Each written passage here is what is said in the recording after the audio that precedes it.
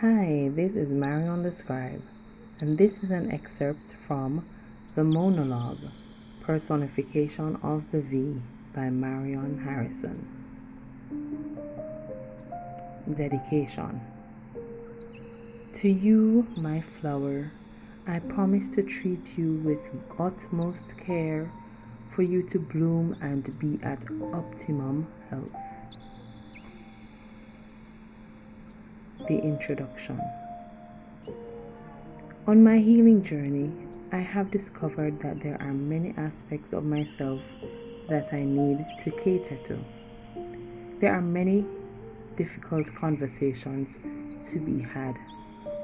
Considering how busy we get sometimes while going through life, self-care is not always on the top of our list. Therefore, when the idea came to unpack certain traumas for the benefit of healing, I initially avoided certain topics. The vulva being mishandled was not something I was willing to pay attention to. However, I came to a point where I conceded to giving it some attention, thereby arriving at this monologue.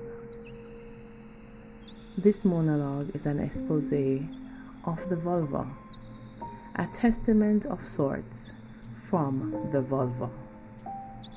The personification of this organ gives light to the misuse and abuse sometimes meted out to it.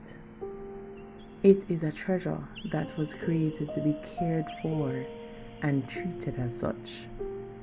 It is the medium through which the most intimate of human connection can be experienced, and also serves as the gateway for human life, should it be considered with scant regard.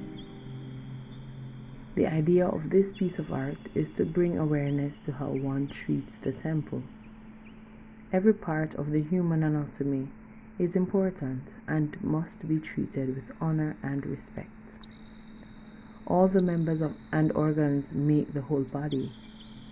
The person is unique based on the parts of his or her body. With this in mind, the focus placed on the vulva in this prose highlights its importance. People may face violation of their bodies and have to live with the consequences that may arise. It is my hope that as I share, one may experience some of the catharsis I did as I wrote. Prologue. It is a girl. The announcement came. I am a vulva, the genitalia that determines that I am a female, a girl. For the first time, Dad and Mom, I am welcomed. All is well. The monologue. In the early years, I was safe and well taken care of. There seemed to be no danger or worries.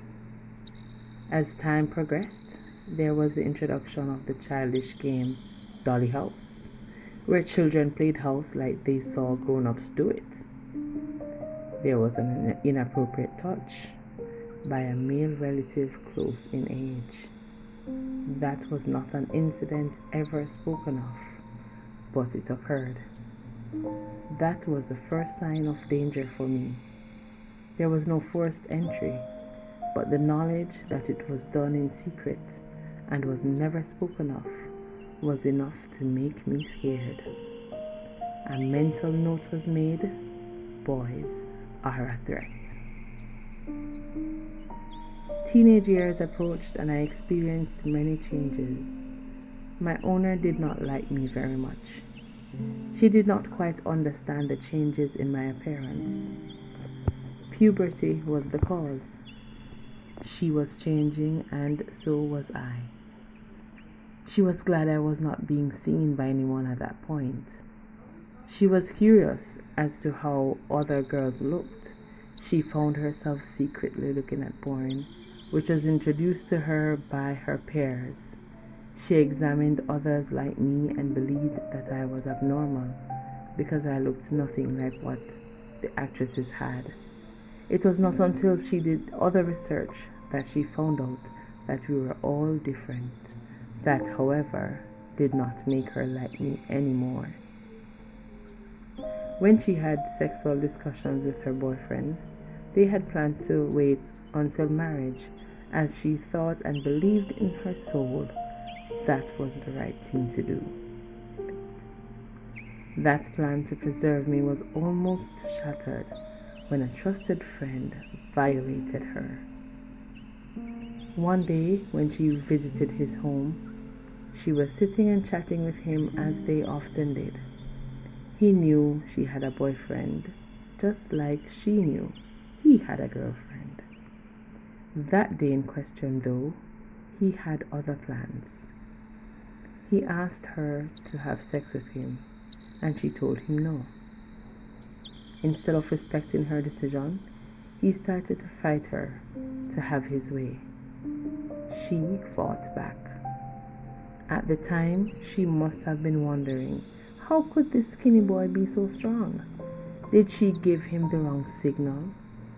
He had overpowered her for a few seconds, and she was lying still until she recognized that he was coming near and was about to enter me, and she gave a final kick that had him falling backwards. She ran out of the room, relieved that she protected me.